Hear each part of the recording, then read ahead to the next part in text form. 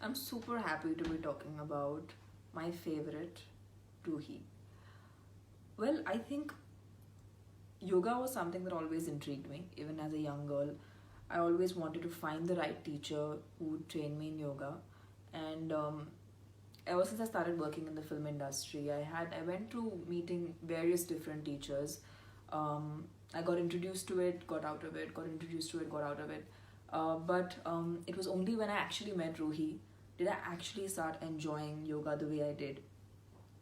What I love about her is that she understands each one of her clients, what kind of days they're having, what kind of activity levels they are at, and what is their diet, and what do they actually need to have a more holistic and a better life. So like weight loss or a better body would just be a byproduct of doing yoga. Um, so I love the way she perceives this whole thing, and she's extremely perceptive. Like looking at you, she'll know what kind of frame of mind you're in, and what do you need to release all that. I know when I have really crazy hectic days, I still make sure I take a class with Ruhi when I'm in Hyderabad, because I know that after having the craziest day ever, I'll still feel much more relaxed and go to bed, much more like, without any weight or without any, too many thoughts. I just feel very calm and relaxed when I train with her.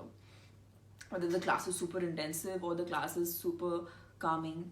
Also, I think there are a lot of wrong notions about yoga. I think it's very important to train with the correct teachers, because otherwise you're just thinking you're doing yoga, but you're probably not actually doing that.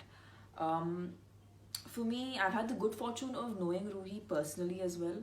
She is a beautiful person. She's an amazing soul. Uh, I'm lucky to have her as a friend.